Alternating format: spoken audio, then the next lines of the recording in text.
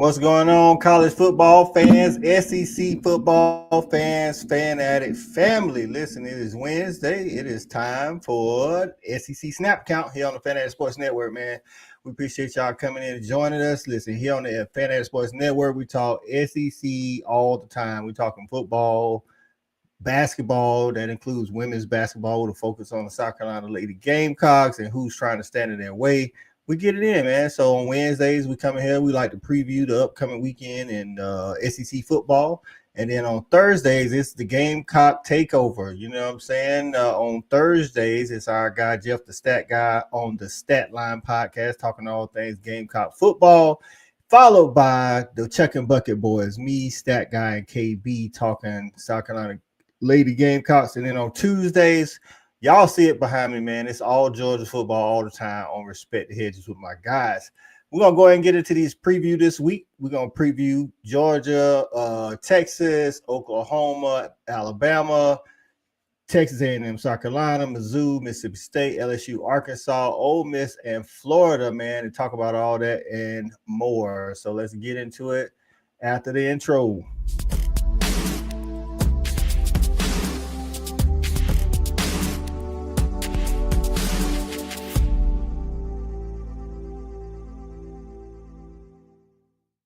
No, I got you on this one, Coach. It ain't nothing. You know what I'm saying? Yeah. The fanatic. But we keep it 100, keep it real. That's the only way we know how to be. Talking that sports talk. You know what I'm saying? Straight out of South Carolina, upstate, 864. Yeah. The FANATTIC. The fanatic where we keep it OG. We talking sports, so I call what I see.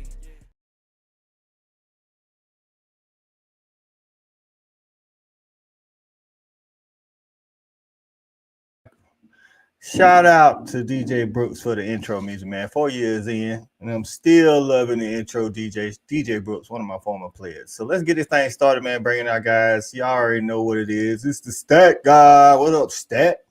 Hey, man. Look, you know it's been a rough football season. You still my boy, though. I'm still showing up, man, making me miss some Gamecock men's basketball, but it's okay. I'm still here for you, dog. Right, that's right, man. They playing some cupcake from West Lafayette, Northern Southern or something, so it don't matter. Little in-state matchup with Presbyterian out in Clinton. Tomato. You know what I'm saying? Right. We had to talk about it, man, and we got our brother from Respect the Hedges. Just my damn opinion is Shouty Parker. What's going on, Shouty? Gentlemen, what's happening? Hey, man, the season is closing in on us, Shouty. We ain't got 4 weeks left. You know what I'm saying? Yeah, that guy point. You know, I'm excited about Georgia basketball. You know, I'm thinking about going to the game versus Tech here. I think on Friday. I think I'm gonna go to that game myself. I'm excited about basketball season too, but I do have a reason to still be excited about football season too. That's right, man. Still. Hey, man, listen, man. South Carolina, listen. What do we always say, Stat? It's always next year, my guy. You know what I'm saying? Hey, because at the beginning of the season, everybody's 0-0. You know what I'm saying? Out into the damn hype, ruin my whole football season. Hey, you ain't the only fan. You ain't the fan of the only team that's like that. You know what I'm saying? So it's a lot of people start out with high dreams. It's a team up 85, up 385 north of y'all that's feeling the same way. They came in ranked higher than y'all. They was number 2 in the nation, I think, or something. Clemson Tigers. Hey, couldn't happen to a nicer program. All right. So we'll see. Was that game going to be on the CW or something like that when y'all play on Rivalry week? Man, they need to move that off of Saturday to probably like Wednesday or maybe Tuesday before Thanksgiving. Yeah, could be. Hey, but we had to talk about week 12, you know what I'm saying, in the SEC, man. We'll start out briefly and, touch on South Carolina because I know you're going to get into it tomorrow night. But, I mean, how you feeling, man? Y'all ain't won at College Station, but, hey, anything can happen, right? New OC, going to a place you've never won. I think we've only beaten them twice all time anyway. I mean, it's just not looking like the type of matchup you're dreaming about on a Thursday night when you're thinking about Saturday. On the plus side, the game's at noon. we can get it over with, and then I can enjoy some good football.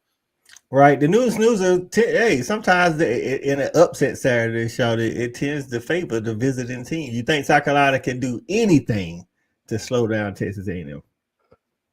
Yeah, I think they can briefly. I mean, you came out with a sense of urgency in a big game against Bama. You fired your OC, so when you do things like that, I mean, and Shane seems like he don't have a problem getting the team up to play. So I think they can call Texas A&M a problem just based off what they've done in the recent past. So, for a little while, I do think they can be competitive. And who knows if Lenars get the cooking and rolling, I mean, hey. And because I'm really not sold on, for some reason, we 8-9 games in, but I'm not sold on Texas A&M. What's holding you back on Texas A&M more so their opponents they've beaten, or some of the struggles they had earlier, or what?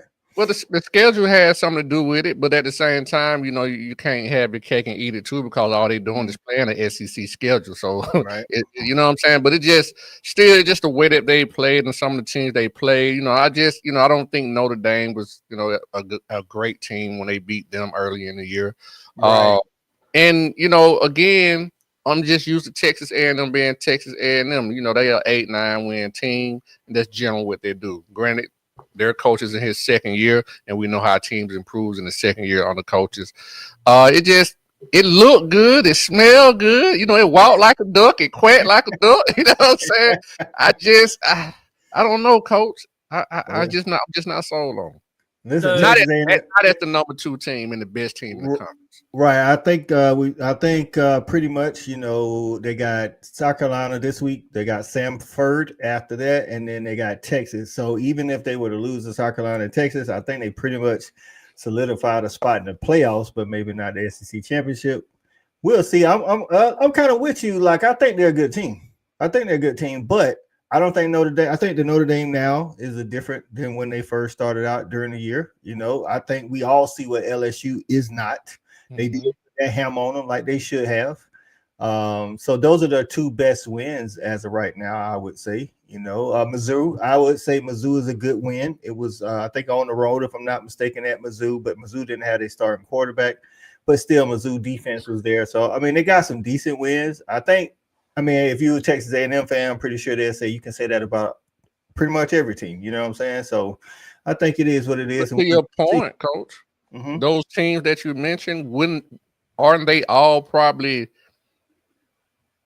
8 on down in the SEC? They're not considered the top half of the conference? No, the top half of the conference, of course, starting with Texas A&M because of record, then Alabama, Georgia, Ole Miss, OU, and Texas. And Vandy. the big thing to watch for in this game Saturday is going to be the A&M defense against South Carolina's offense. You have the 12th ranked scoring defense in the SEC going up against probably the worst offense in the SEC. And so, can South Carolina get some home runs? Can they move maybe it's just maintaining drives, getting points that way, but can they score? I mean, they're averaging like just over 19 a game. I mean, so that's going to be the thing is, can they score? I think defensively, I think we can hold A&M to like 24-27, somewhere in there. But that just seems like way too much to try to overcome to still get the win. I just don't know if our offense can put up 28. Right. I think for sure, like Shadi mentioned earlier, y'all came out and on the field outside of the scoreboard, and even some Alabama fans have said that South Carolina pretty much outplayed them for a big part of that game, but it didn't show up on the scoreboard. If that same, energy and play shows up against Texas A&M, now albeit y'all played, but y'all was on the road they came to Alabama, came to South Carolina. So if y'all could do that on the road, defense being healthy. Now, what I will say is I think it comes down to, is Lenores going to be 2024 Lenores, or is it going to be 2025 Lenores? Because 2025 Lenores out here making business decisions, don't really want to scramble to get extra yards, trying to show off an arm. But if he just said, hey, man, whatever, let's go out and play football, then I think, he got a chance. And we'll see, his mental in that. Maybe the intern OC would help him out in terms of game planning. Because Mike Shula has definitely been terrible. Was terrible. He ain't there no more. Yeah. Yeah, and that's, I mean, and I'll be honest with both of y'all. I hope not. Like, I don't want, like, it's bad to say, but I don't want to beat A&M because I don't want Beamer to hire Mike Fury to be our OC going forward. That's not the move. And I think you go and you beat A&M. We're gonna dog walk Furman, and then you somehow beat Clemson. Like, they're gonna hand that dude the job on a silver platter, and I don't think that's the move. Why not? I mean, he ain't that guy. He ain't that guy. Okay. If you trying to, like, especially like, I think it's time to move on from Lenoir. As great as he's supposed to be, I think he right. Lenoir is 100% going to the NFL. He's going to the league. He's a first-round draft pick. Whether he should be or not, he is a first-round draft pick. Personally, would I draft him in the first round? No, not this year. But the NFL scouts will draft him in the first round, and so he's on up out of there. And then you'll have a quarterback battle in the spring between redshirt freshman Coach Woods and incoming true freshman Landon Duckworth. So would you see him transfer? I mean, going to the NFL before transfer? Oh, so people say they think he's transferring. I think he goes to the NFL or he comes back to South Carolina and we give him another $4.5 million, which we probably shouldn't, but I think that's what they would do. He can get that anywhere he want to go. But I mean, apparently Auburn offered him 8 last year. He's a South Carolina kid. I just don't see him leaving the state except to go to the NFL. Shout out to Cuzzo getting in, LSU guy. Appreciate you getting in, Cuzzo. Say what's up. Well, LSU on tap this weekend too, Cuzzo. What you think about that LSU Arkansas game? Shawty, Arkansas started out on fire with that offense from Bobby Petrino. LSU came into the preseason. We thought the offense was going to be good, but that has not been the case. It's actually been the defense. These are kind of like, one of those rivalries, kind of like a Georgia-Tennessee, where it's not truly a rivalry, but they don't like each other. What you thinking this weekend? I don't know what to think, to be honest with you, dog. It's at LSU too, but it's at a 12:45. You know what I'm saying? I think there's more pressure on LSU to win. I mean, both programs are obviously in flux with the changing of, the coaches being fired. But I just think there's a little bit more pressure on LSU because they probably are favored to win. And it's also going to be, a situation where it's going to show if the team is still there, if the team is still bought into the program. That's what it's really going to be about. You know what I'm saying? Because I'm sure the coaching vultures have been flying around LSU the past 2 weeks for sure. So it's going to be more of an indication of which team has checked out, which team is going to play hard for the interim coach. And, at the end of the day, whomever wins, I don't think wins at all. If that right. Yeah. Because at the end of the day, it's kind of like what Stat was saying about Fury. Fury's the temporary OC, but they have temporary head coaches. I don't care what they do. I don't think neither one of these temporary head coaches is going to be the coach at their respective schools. Like you said, I definitely know. Listen, I ain't got no sources in that, but logic tell me the other big time programs been all up and down, Baton Rouge trying to get some of that talent because LSU got a lot of talent down there. You know what I'm saying? Hey, there's some talent in Arkansas too, and they in flux as well. You know what I'm saying? There's been rumors that the Memphis coach is gonna be, the new Arkansas coach, but this right here, I don't know, man. Like you said, we'll see. Maybe these players go out there and they're trying to put on the field, on game field, so they can get out there and bolster their NIL. You know what I'm saying? LSU does have, I feel like, one of the top 3 best secondaries in the nation. Like man for man, like those dudes sticky. And I think like they showed that against Alabama last weekend. They got Harold Perkins. He sometimes he good and sometimes he ain't. I don't know if they really still don't know what to do with him. You know what I'm saying? It's like they started out the year, they was sending them pressuring, creating pressure, and then he got into some coverage, and I'm like, where we at? You know what I'm saying? Like this dude need to be going after the quarterback. But they still overall got a good defense. But Taylor Green and that Arkansas offense can get rolling. We've seen that all season. They can score on people. They just can't stop nobody. So Right. what we might see is good Arkansas. A bad Arkansas defense against a bad LSU offense, and then we'll see who actually looks good because the other one is worse. Yeah, no, I'll be honest. I think this is a bad matchup all the way around for Arkansas. They can't stop anybody this year, and I'm not sure why LSU's offense hasn't been good, but they have weapons galore. Yes. Like they have all the weapons in the world, and so for a team that can't stop nobody, that's not a good sign. I think we could see this LSU offense roll, and then on the flip side, for Arkansas to be successful, they're going to have to rely on Braylon Russell at running back and Tylen Green's legs, because they're not going to do it through the air because, as you stated, LSU does have the best secondary in the conference. And so I think they're going to take away the passing game and force Tylen Green to beat him with his legs. And then you have the Weeks and the Harold Perkins of the world meeting him out in open space. And I know he can make guys miss, but I think everything about this game just leans big time in LSU's favor. Yeah, I think Arkansas can hope for. LSU don't have a lot of good showings at noon when they play at home. You know, at nighttime, LSU is a little bit different, but noon games, you remember a couple of seasons ago, Tennessee went down there at noon. Now, granted, Tennessee was a lot better than this Arkansas team at the time, you know what I'm saying, and they put that thing on them.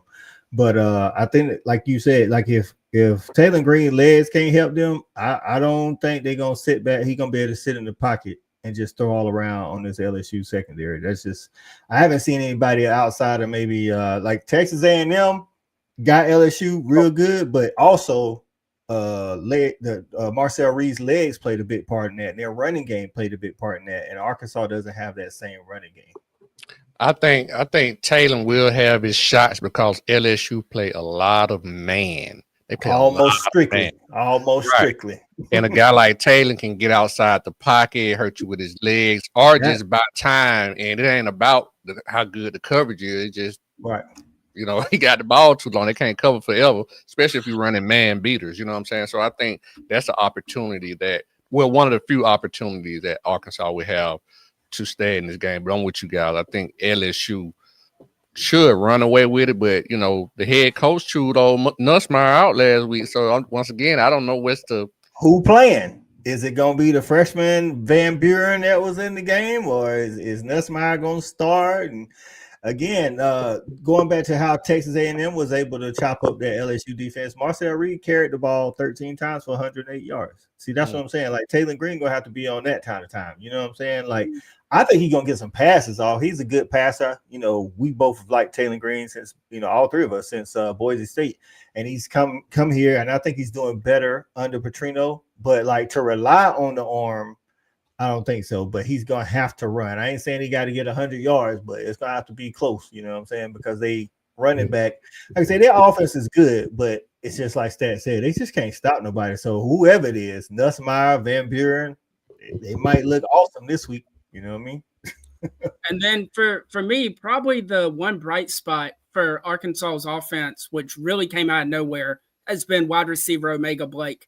Former South Carolina guy, South Carolina kid, couldn't catch the ball here, went to Charlotte, kind of put on last year, and now is back in the SEC and is their leading receiver and has had a really good year for him. Mm-hmm. Now, moving on to what game messed Ole Miss up last year, it was this Florida game. Florida derailed their playoff hopes. Ole Miss knew it. It was at the Swamp, and it is hard to win at the Swamp. This year is down at the Grove, but I mean, we've seen the defense against Georgia. We've seen Florida beat Texas. Like, Florida's defense is definitely going to show up. My question is that DJ Ladway, I'm going to be honest with you. Like, I don't know what we're getting out of DJ Ladway. You know what I'm saying? Like, I don't know if he's going to make some incredible plays or if he's going to throw it into triple coverage or what. Because we know this Ole Miss offense, especially at home, is bona fide with Trinidad Chambliss. You know, you got the receivers, you got a running game, you got Lane Kiffin as the play caller. They in flux because they don't have a coach. And they do play a lot of man-to-man too. They mix in more zone than LSU, but they play a lot of man-to-man too. They got some good rushers though. So what you thinking for this Ole Miss Florida game? Any chance Florida not sneak up, but can derail Ole Miss again? No, I'm wondering if I'm taking Ole Miss by 50 or by 60. I think this thing gets absolutely ugly.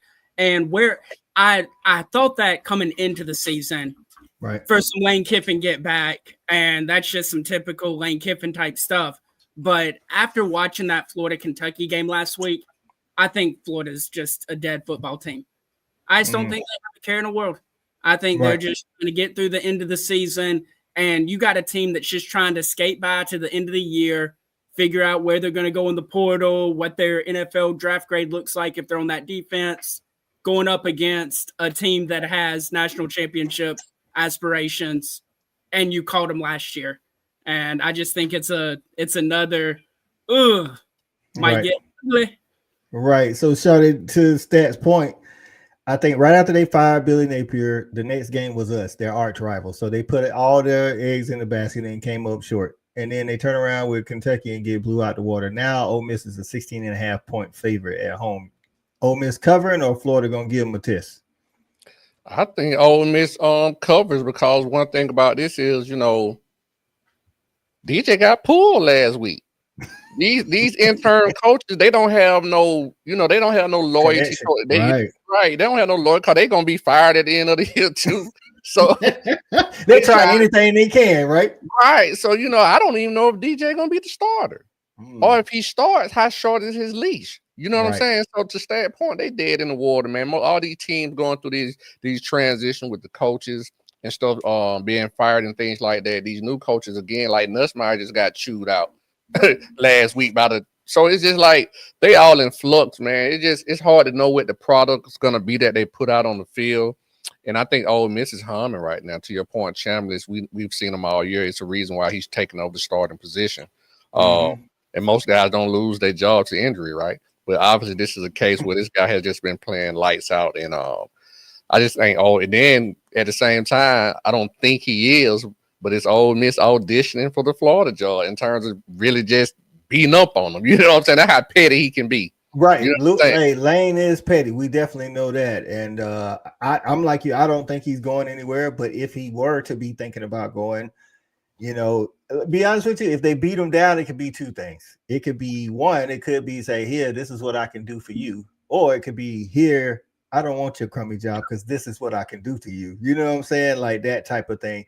Now, just to play devil's advocate on the other side, what if Florida muster up something and beat Ole Miss? Lane I don't care what happens on Lane, ain't no hot seat in that, but what does that say about Lane legacy? Like, you know what I'm saying? Like last year, he had the top 2 offense in the nation, top 5 defense in the nation, lose to Florida. This year, we seen how they humming. Maybe not a top 5 defense or whatever, but we see how they humming and we see what Florida look like. If he lose another one, do people start looking at him like a James Franklin type? No, I think if he drops his Florida game, I think what it does is it forces his hand to leave Ole Miss because then that's his out for why they lost the Florida game. Oh, my bags were already packed. Like, I didn't think about it. They don't give me the support I need here. It's Lane Kiffin. Like you say he tossing the blame all around, huh? Yeah, we've seen what Lane Kiffin did to Tennessee. We saw Lane Kiffin at Southern Cal. Like, look, man, you can put makeup on a pig all you want, but it's still a pig. The only difference is this pig can put points up on the scoreboard. Yeah, I agree with you. It just the fact that job came open, I think that point in itself is enough leverage for him to do what he needs to do at Ole Miss. And if he don't like it, he could leave. I just think, granted, Florida has, you would think the talent pool is better, and I wouldn't argue nobody with that. I get that. But I just think from a program standpoint, Ole Miss is ahead of them in terms of winning football games. Right, over the past couple of years, not just this season. And also we know, like, I think these days, and I know a lot of people, they go right to the coaches that's doing good. Oh, it's going, I made Lane say no. Jeff Brom just, Louisville. He played at Louisville, alma mater. He got them humming like they want to. And I don't care what nobody say. If you had a P4 program that you played at you coaching them and you got them like humming for a playoff spot, possibly maybe an ACC championship in that particular situation. Same thing with Brent Key at Georgia Tech. I think it'd take a lot more zeros than it would if you wasn't an alum of that program. You know what, Coach? I agree with you 100%. But my only caveat to that is they only paying Brent Key $4.5 million. So that's why I'm glad you said that. Right. Which, like I say, either yesterday or earlier today, Jeff Brom, who probably didn't want to leave anyway, uses it, his agent uses his leverage. So Louisville just upped his contract. And while, like, this is what I say, when you're talking about an alum that played at the school, like for instance, somebody's like, oh, well, we can get Kirby at LSU. We're going to pay him $17 million. Georgia may not pay him 17. Georgia may say, we can give you 15.5. That $1.5 million ain't gonna make Kirby leave Athens. Like, not when you get into that right there. That's what I'm saying. It has to be a significant amount of zeros. So, like with Georgia Tech, if they want to keep Brent Key, which I'm pretty sure they do, he's gonna talk them in. Somebody's gonna offer him. They're waiting on, Coach. You know what I'm saying? So I don't know. It's Georgia Tech. It's a different. This new territory for them. You know what I'm saying? So yeah, Tech number one in the conference, man. Y'all better go on. Get the call. You know what, Coach? Just real talk. The price ain't doing them going up. Price every time somebody fires another coach, price goes up. So you say that he at 4.5 now. Somebody say, well, we can pay you 8. Georgia Tech gonna come with a minimum of 6.5. And I don't think the 1.5. Like I say, when you're talking 1.5, maybe 2 million, like I don't think people leaving. But you start talking 5, 7, 10, different. That's different money. You know, what generational money. Right. So I'm with you. I don't think Florida got a chance in this. Like I say, I think Florida got talent. We know that, but I just think Ole Miss, they're humming on a different level than Florida. And at this point, I think Florida players done gave up. It's like, they out there because they like the sport of football. You know what I'm saying? So I wouldn't be shocked to see a whole bunch of like newbies, whether it be, sophomores that haven't played a lot or some freshmen that haven't played. I mean, you saw, like Charlie said, we saw what they did at DJ Lab where they brought in a true freshman quarterback. Just like whatever, you know what I'm saying? So we got Mizzou and Mississippi State. I think it's the first game we done talked about where there ain't a new OC, ain't no new head coach or none of that stuff. Mississippi State coming off the terrible blowout to the Dogs, and then Mizzou got that thing handed to them by Texas A&M. If you asked me this question, Shawty, 3 weeks ago, I don't know if I'd have been able to tell you who's gonna win. But I think it's that like it's still close to me. Is it because Mizzou's quarterback is out? Yeah, I got you. Because Mizzou still got the defense. They still got one of the best rushers in Hardy. Ahmad Hardy in the SEC. Maybe I don't know what the stats is, maybe even the nation.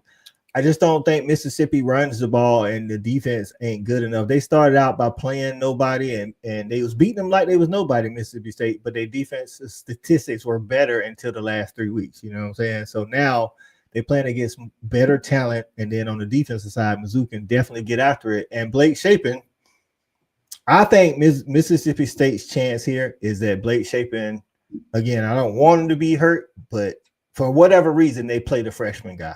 The reason why is he had drives, a whole second half against Georgia, but that ain't a lot of film. You know what I'm saying? They ain't really got film on this guy. If Blake Shapen played, I don't know if Mississippi State can even stay in the game with Mizzou. I think for me, the big thing for this, and y'all proved it last week with the Dogs, was Mississippi State can't stop the run. Terrible. And even more so since the quarterback went down, they are going to lean on Ahmad Hardy. Like, they are going to feed him like the cowbell he is. And that's just a horrible. I mean, he's already gone for 250 a couple times this year. I wouldn't be shocked to see him do that again. Maybe like a 250, 3 or 4 touchdowns. I just think that Mississippi State's inability to stop the run, and we talk about it all the time, while Mizzou's offense is definitely taking a shock with the quarterback injury, the defense is still the defense. And if this game comes to like somewhat of a shootout, like a 31-28 or something like that, end of the day, I trust Mizzou and Drinkowitz to get the stop before I trust Mississippi State to get a stop. Right, and Shawty, like this is another reason to what Stat was saying. Of course, Drinkwitz it's a copycat league. He's gonna watch what Georgia did on the ground against Mississippi State. That's been Mississippi State all year, and then I would say Mizzou has, the second best, or right there with Oklahoma in that front seven, getting after the passer. So especially if the new guy plays, he got the legs, but they got a different pass rush than we got. You know what I'm saying? That's why I don't personally think this is gonna be a good game for Mississippi State. And then if I'm right, Mizzou got one of the best backs in the league, right? Statistically, right? Yeah, Lamar Hardy. Yeah. It's just all about if they're gonna be able to commit to the run. I would say this right here, man. This is what I would say about Mississippi State. I think they have overachieved. I have to give a lot of credit to their coaching staff. Mm-hmm. Again, I look at the record. If you look at the score, they have been in every game. I think they lost 3 games by 6 points or 7 points, and 2 by 3 points. So they've been in every game. I think they've been at overachieving and playing at a high level. I think it's just when they played us, they finally ran into a roster that they just couldn't. It was just the roster. The difference in the roster was just night and day. Right. You know what I'm saying? They really didn't have a chance. It just kind of looked good on paper, but they didn't have a chance. And they don't really do much. They do a lot of the same things offensively. They just try to do it well. So I think that really kind of hurts them. But I say the same thing about Mizzou, in my opinion. It's like they one-dimensional offense and defensively. They great at rushing the passer. Yeah. And if they can get you behind the sticks, but wet team, that's wet teams. You know what I'm Right, saying? right. They have great ends that kind of accentuate what they do if they can get you behind the sticks. So that's the only reason I think Mississippi State may have a chance. But I'm with you guys. I just think the difference in the rosters are a little too different. And I think Missouri probably pulls away maybe third quarter. I got you. And to your point, I think they went into overtime with Tennessee and Texas, if I'm not mistaken, and lost. Of course, once you go to overtime, you just lose by 1 score. They play hard, man. They do. Shout out to Jeff Lebby. This is his second year. And like you say, last year, they didn't even win a conference game, to my knowledge. I think they won 2 overall games. And then they come into this year. Again, they beat some people, that was cupcakes, but they beat them like they was cupcakes. Then they beat Arizona State. And then it was in 3 games. And like you say, I think if I got to look back, but I think the Georgia game is the only one they had no chance in. That's the only one. Their other losses were by 2 of them were by like 6 points, and the other 2 by 3 points. Gotcha. So we'll see what happened. I'll be tuned in, of course. I think it's gonna be a good game, though. You know what I'm saying? Like I say, if to your point, if they don't get them behind the sticks, Mizzou, if the Mizzou don't get Mississippi State behind the sticks, they like to play a lot of man on that back end too, and they do have a talented runner at quarterback. I'm pretty sure the freshman is definitely going to play after scoring 3 touchdowns, albeit 2 of them didn't really matter. But he did score 3 touchdowns against Georgia, so I think he's earned some playing spots now. They got some speed. So yeah, I'm sorry, Mississippi. They got they got Anthony Evans and that number 0 dude. Like he's faster. Now. They can take So kind of like I said in this game coming up, if that front 7 don't get home, it's going to be a problem for the secondary because, like you said, Anthony Evans, he was a little juiced up, to play against them dogs. He ain't really do a lot, but he got that speed, and we know he been their leading receiver. And actually, I think I blame the OC. Right. I think, to close out on that Mississippi State game, I think Anthony Evans is either leading the conference in receptions or yards. But he's been on it this year. Yeah, per catch. Yeah. I think it's receptions, if I'm not mistaken. He's been their number 1 target. You know what I'm saying? But we knew that was coming in. Now that rolls over to another good front 7, elite front 7. I think for what they do, I think they are the best front 7 in the nation. In Oklahoma, now they beat Bama like they stole something last year. And Bama, I'm pretty sure them players remember that. Now they got to go to Titletown this year. Tuscaloosa at 3:30. Stat guy, Bama can't run, and OU's great at stopping the run. But Bama can't run. They haven't been able to run on anybody, no matter who they play. Right. And that's why I think so many people bring that up, like, oh, Bama struggles at running the ball. OU's great. Right, but Bama can't run on any. Like Bama. Well, Jam Miller did get loose against South Carolina, but we are an absolute black hole against the run. But I mean, that's been their weakest part of their offense. I think this game for Bama being on offense comes down to getting ahead of schedule. Don't let Brent Venables dial it up against you because you know he's going to if it's 3rd and 7, 3rd and 8. And then also winning the turnover battle. If Ty Simpson continues to do what he's done all year, which is just take care of the football, I think they'll put themselves in a position to win this football game in the 4th quarter. Right, and again, it's at home. Shawty, how you feeling like about this game? You know, we follow the SEC pretty much every week. We played Bama. We, friends with some OU but guys, so we follow OU. What you thinking? OU does have a good defense, front seven being elite, and then Bama has a good scoring offense, but it's only the passing that's the really good thing. Yeah, because I was going to say, hold on, let's be clear. Neither one of these teams can run the football. Facts. For sure. Neither one of these teams can run the football. Now, Oklahoma has ran the football better the last 2 games, but they haven't been consistent at running the football. So I wanted to make that a point, too. Right. But ultimately, if I had to lean a certain way, I might probably lean towards Bama because I don't think OU is going to be able to score enough points. Now, if Napier has continued to get healthy, I've seen that every game he's come back since his injury, he seems to be getting a little bit better. Yeah. But if he's not close to 100%, I don't think they win because with him not being a huge component in the run game, I think that limits OU's offense. And I think Bama's front, just defense period, is just too good. Like he has to be the catalyst for them to be able to run the ball. Well, I agree. I agree totally. You know what I'm saying? You said like with his legs. I think that's the thing. He has to affect the game with his legs. And he hasn't been doing it the past 2 games because I'm assuming he don't want to get hit, fall on the hand, all that kind of stuff right there. And I just think, that particular part, lack of his game, is going to limit their offense. And I think they have to score at least 27 points to beat Bama. And I don't think they're going to be able to do that. I think that's a good number because I think Bama is capable of putting up 27 plus. Like I say, again, I do think Oklahoma's going to get to Ty Simpson. But one thing I've been watching Ty is good at pre-snap. He good post-snap. He good at he good at avoiding pressure because while he ain't a true, I don't think maybe he came out of high school as a true dual threat, but in college he hasn't been that, but his legs still work really good.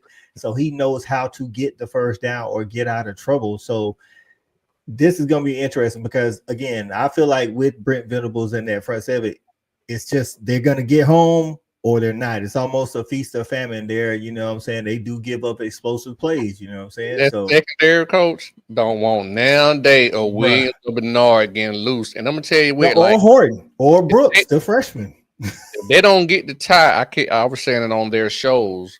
If they don't get the tie in 2.8 seconds, that's going to nullify all that pressure they sending. It's going to kill him. He get rid of the ball fast if he need to, and all that pressure you sending, he going to eat it up. And those guys that he got on the outside, if they catch the slant and hit a crease or something, it's over. Right. And I think Stat mentioned, the last couple of weeks, OU's been running the ball better. But I'll tell you this from the Bama side of it, that defense has gotten incrementally better each week. It's still not the Bama standard we used to, but they're getting better and better. And one thing we've been saying all year, even when healthy, Napier, he's known to put it in harm's way. You know what I'm saying? So that right there, I just think this is I think when with styles make fights, this is kind of a bad matchup for that OU defense, to be honest with you. On the head. That's what I was telling them tonight. Styles made fight. This particular matchup, my bad, Stat. This particular matchup, it just don't look good for them. You know what I'm saying? Because you got to understand, in my opinion, in this matchup, their defense is just as good, if not better than Oklahoma because they're more versatile. I don't think Oklahoma is as versatile in this matchup as Alabama's defense. In this particular, I agree. Stat. The other point I was going to make too is Bama does like to run a lot of quick hitters, whether it be those quick slants to the likes of Ryan Williams, the tunnel screens to Bernard, and I'm interested to see if they catch BV in one of his exotic blitzes. And you catch him in an exotic blitz with a tunnel screen or a quick slant with either one of those guys, it's a house call because the speed is just so different and they are nasty in the open field. And so that's why I just think Alabama's play calling too matches up very well with what BV wants to try to do defensively. Right. So I think Oklahoma's calling card, I know in this particular matchup, isn't actually the defense. It's what Shawty said earlier. It's Natier's legs. Mm-hmm. Natier has to be in the range of 75 to 100. I don't know how 75 to 100. He has to contribute to that running game because if he less than 75, 14 carries. Right. It's not, I'm telling you, if he less than that, I just don't see a way for them to outscore Bama in this particular matchup. This game comes on at 3:30 on ABC or ESPN. It's the, that midday game. At Bama, like I say, those need to be design quarterback runs, not him just running. They, you know what I'm saying? They need to be design quarterback, right. 12, 14 carries. Right. What's going on, Bruce? Appreciate you tapping in with us. Say Ty Simpson is going to carve Saturday. He's the best player on the field. He can make all the throws. He's smart. Yep. I ain't gonna see the best player on the field, but I get where you're going with that. I think the best player on the field. Listen, man. I think talent-wise, it probably is Ryan Williams. You know what I'm saying? Talent-wise. Production-wise, it's either Ty or it's Jeremy Bernard. You know what I'm saying? Jeremy Bernard. That dude he's a total package. He's total package wide receiver, dog. Like, when you have guys that you can use as gadget guys, a la Deebo Samuel. Deebo Samuel still can make plays in the pass game, but he ain't like got the hands that you like. You know what I'm saying? Like, he got stick 'em. Like, he gonna catch the ball for the most part, but you ain't thinking he got that stick 'em. Like, Jeremy Bernard got hands. He can be a gadget guy. Receiver. He just like. This guy Bernard is just the epitome of the wide receiver position because most great wide receivers or DBs are the best athletes on the field, and they can play every position skill wise on the field. And I think they can do. Oh my God, go ahead, Stat. I was going to say something else to kind of watch for is OU has been very stingy when teams get inside the red zone against them, whether it's holding them to nothing or 3. I hope that Alabama has learned now that if they're going to run some gadgety stuff, it needs to be with Bernard and the Wildcat and not throwing a wide receiver screen to your left tackle. I'm glad you said that. They don't need I don't feel like in this game, this defense is too talented to do that gimmicky stuff. Brent Venables will have them prepared. He's very known for having his defenses and teams watch film from 2, 3, 4, 10 years ago about people's tendencies, like being Kalen DeBoer and Ryan Grubb. And so he's seen those gadget plays this year. So if they get too gadgety, which, some of that Bama fans we cool with, they ain't too fond of the gadgety stuff. They like, time for that to be over. So he started doing that kind of stuff. Then you can put yourself behind the sticks, and you definitely don't want to put yourself behind the sticks against this front seven because then they are able to use that pass rush and those great edges and that middle. Now, that's one thing I will say. They're different than Missouri, where Missouri's pass rush is always, for the most part, coming from the edge. Oklahoma's got one of the best edges in the game, but they got a stout middle that gets pressure on you too. In David Stone and Jackson, I think that, and one of the other guys, they get up the middle, and so that's what Alabama can't let happen consistently because then you push it, and then now the quarterback can't see the field. You see what I'm saying? Is R. Mason Thomas back this week? I know he had an injury, but I haven't seen anything that says he's not playing. Because it was a hamstring. Like, depending on if it's a hamstring strain, like that's usually 2 or 3 weeks, right? Yeah. Shorty?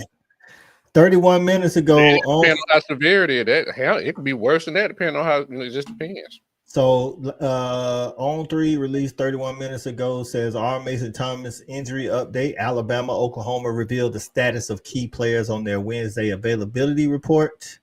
And here it is. Alabama, Caden Jones is out. Deshaun Jones is out.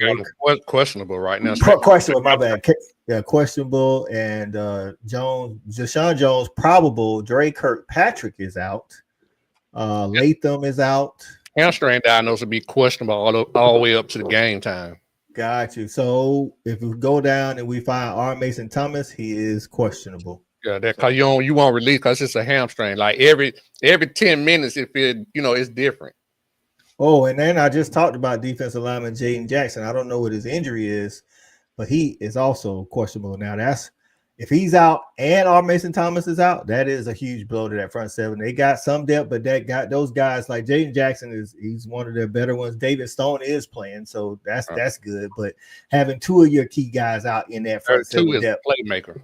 Right, and I think just like when we played Mississippi State, the announcers kind of talked about it. Like one of the things, and this goes to Shorty's point about running into just more talent. We had more talent and more depth in Mississippi State, and I think here Oklahoma has leaned on that depth in that front seven, and then you take those two key players out. If they don't play, that hurts the depth a little bit. So, and I think they're playing teams. You know, I don't want to sound like I hate on Oklahoma because they play an SEC schedule too. So I have to give them credit for playing the schedule. But it's all about who you play and when you play them. Right. And I just think they've been fortunate enough to play into the game. We talked about Texas. They've been playing teams that were just very one-dimensional. Yep. And BV has been able to run a certain style of defense, which I think has kind of inflated their defensive stats, in my opinion, to be honest. But that's just my opinion. That's fair. So, but I think like tomorrow, or not tomorrow, but Saturday when they play Alabama, I just think they're going to play a team that's not going to be, you know, one-dimensional. Now, they can make Ty Simpson be one-dimensional, that'll be to their credit. Right. But I think Alabama is just too good from that. And that when you play teams like that, that shows the clinks and cracks in your armor. Right, because Alabama, like Stat says, been used to playing without a run game. So we 9, 10, we week 12. You know what I'm saying? They already know they're not going to be able to run the ball that good. Now, I still think they need to, you know, get to Jam Miller and Daniel Hill a couple of times, you know, so especially Daniel Hill, man. You're talking about 6'1", 240, something like 245, something like that, light on his feet. I think he still need to get some touches to keep this defense honest and bring those safeties up a couple of times, because if they get them safeties peaking, Isaiah Horton is out there too, by the way, and Brooks, the freshman for Alabama. I just think that's a bad matchup for that secondary. And then Daniel Hill's a weapon out of the backfield as well. I mean, you those quick hitters you talked about. Yeah, you catch them. You catch them. Maybe bring in a linebacker or something, and now the weak side guys got to get all the way over to the running back, and he's on a wheel route. Man, you got 240 running up the sideline free. And he's going to catch it. He's got good hands for a running back, especially a running back of his size. Yep. So it's going to be interesting. Again, I think, like I say, both teams feeling good teams, but I think it's a 6.5 point. At least it started out as a 6.5 point spread. Bama's in Bama's favor. I think I'm taking the 6.5, Shawty. What you think? I concur. Stat. Yeah, I'm taking Bama to cover. Yeah. Okay. Last game on the slate, man. We talked about it last night. It's them Dogs taking on Texas under the lights in Sanford Stadium. Stat, you got to see some of the show last night. Me and Shawty talked about it at nauseam. What is your thoughts on this game? I think Georgia's the better team. Sanford Stadium, under the lights. It's just a bad matchup for Texas. And I know y'all talked about it on y'all show earlier in the year, and me and you talk about it all the time in the coaching world. Whether right or wrong, some teams just have mental blocks. Georgia currently has a mental block when it comes to Alabama that y'all can't beat them if your life depended on it. And so far, until proven otherwise, Steve Sarkisian and Texas has the mental block when it comes to Georgia. And I think when you have a mental block, you probably aren't the more talented team. You're going on the road at night. Like, that's just too much, too many roadblocks standing in your way. And I think Georgia's offense is a lot better than what a lot of people thought. I was really high on Gunner coming into the year. But yeah. I think that Georgia offense has been a lot better than what people were expecting. And look out, the O-line's getting healthier. Look out, the defense is starting to show some life. And it's weird because, you know, this is a little bit different. We don't know if Georgia's going to get back in the for a chance to make it to Atlanta for the SEC championship. But what we do know is it feels like Georgia is hitting their stride at the right time. You don't want to play your best football in August. You don't want to play your best football right now. But you do want to play your best football starting a month from now for the next month.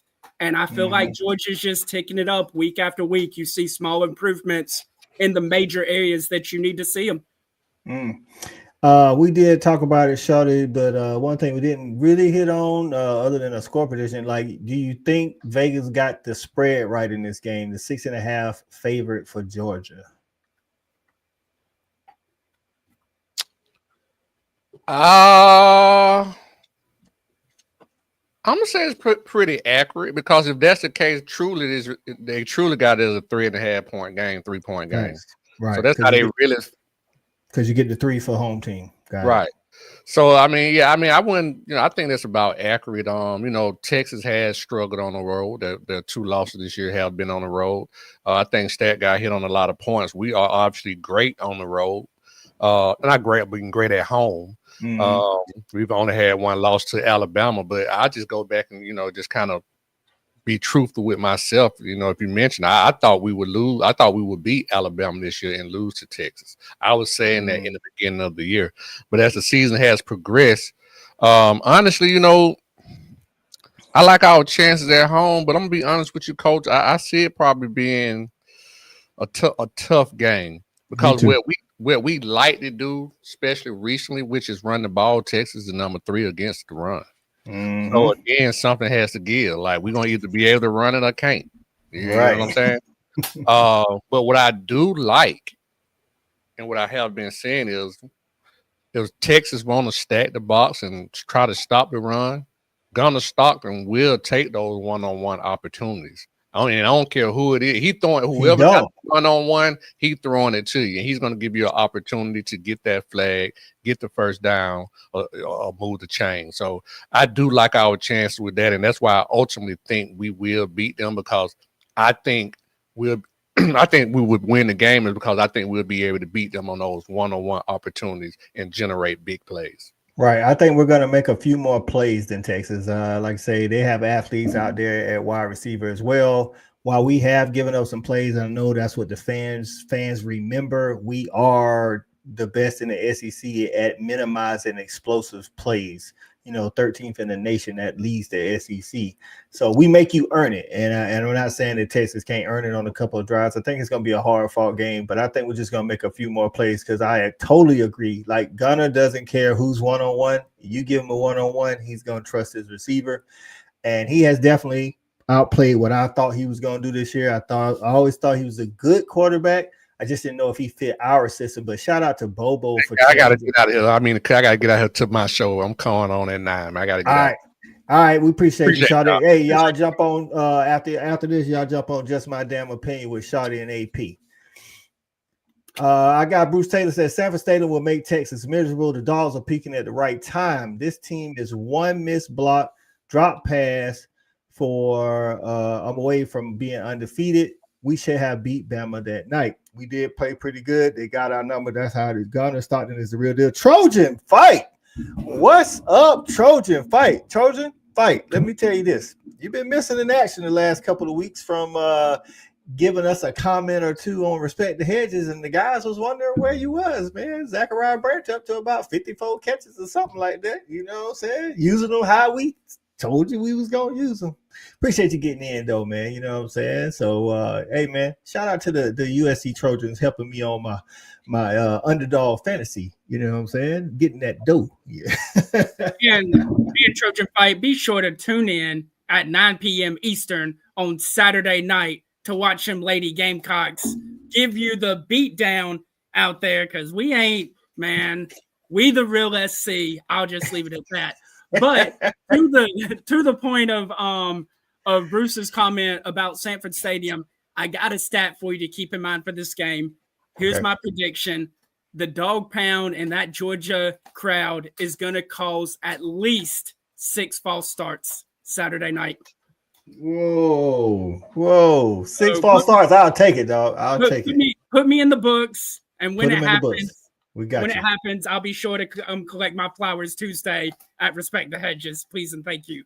Right. He been okay. Hey, he top 10 in yards after the catch, man. Hey, this is all I'm gonna say. But hey, appreciate you, Trojan Fight. Trojan Fight say he been on the road getting the games. Did you go to the Michigan game, Trojan Fight? I know that was earlier in the season, but that was a big team. What about the Notre Dame game? Those big games. Hey, man, you got money, you going to all them games. South Carolina probably will win. They get smoked if Juju wasn't hurt, though. But if Juju ain't gonna be hurt, then my girl Chloe ain't hurt either, and then we still got you. It'd be like that, dog.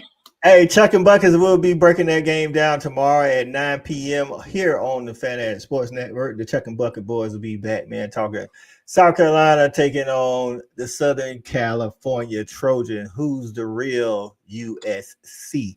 Hey, man, that's about he says he's been to every game this year. Oh, shoot. Dog, boy. Hey, Trojan Fight, I need a loan, man, because you going to all these USC games, boy, you got that dough. You know what I'm saying? Y'all, it ain't like y'all going to these small stadiums, you know what I'm saying? I know Michigan came to y'all, that was different, but hey, man, you doing a lot of traveling, dog. What's up? Help out the channel. Trojan Fight, man, cool dude, man. Awesome. That is, man, getting to go to all the games, that is, listen, you right, that travel is no joke. And people always like say, Isaiah, Coach why you don't go to the games? Like, first off, I love college football.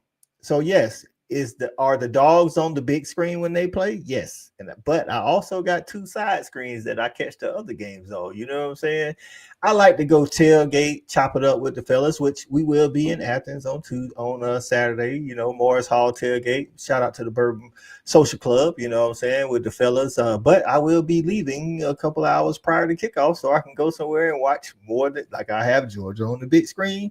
And it will have something else on the small screen, you know what I'm saying? So, but it's like Trojan Fight said, listen, man, traveling and following the team, I don't care if it's just you. That is a monster right there. I don't care if you driving, flying, riding a charter bus. Thing takes some dough. And time. That's right. Time. Especially for Trojan Fight, because Southern Cal is playing all the Big Ten schools now. So it's right. Like it's I think they go home away. So it's like every other weekend you heading back out to the 1,500 miles away. Bro, he's like, right. Listen, man, I ain't the driver I used to be, and you know, I am know if I'm trying to pay for that many tickets. So shout out to Trojan Fight, man. Hope you got some good photos and videos for your personal keepsake, man, because those are memories you definitely don't want to lose. So we appreciate everybody jumping in, man. That's been the show. We got about 2 minutes, and then we're gonna jump over and get in them comments on Just My Damn Opinion with Shawty and AP and Cool Cal. They talk sports, they talk, you know, current events, they talk music, they talk it all, and then they do a stock watch for college football. Who stock you buying, who stock you selling, over on Just My Damn Opinion over with Shawty and the crew. So, Stat, what you got for them before we get up out of here? Yeah, man. Hey, check in with me tomorrow night. Pulling the double header, starting off at 8 p.m. with the Stat Line with Jeff the Stat Guy.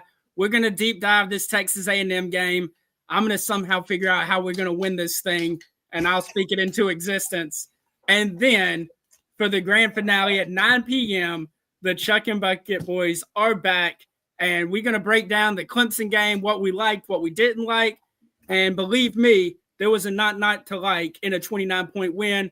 And then we're going to deep dive that Southern Cal game, and we getting busy with it. Basketball is here. That's right. E-Rob getting in. Appreciate you getting in, E-Rob.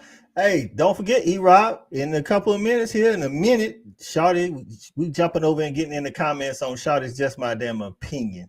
That's right, man. Hey, Thursdays have become the Gamecock takeover. Somehow Stat done finagle me into having more Gamecock content on the channel than Georgia content. It is what it is. You know what I'm saying? Basketball season is here, and I love some good basketball, and the Lady Gamecocks definitely do that. So, hey, appreciate everybody getting in on Facebook, on YouTube. If you still want some more content, y'all make sure y'all go to Just My Damn Opinion and check out my guy Shawty Parker, one of my RTH crew brethren, and get the barbershop talk. For my guy Stat Guy, I'm Coach I, and Shawty Parker, who was on with us earlier today, man. That's been the SEC Snap Count. We up out of here.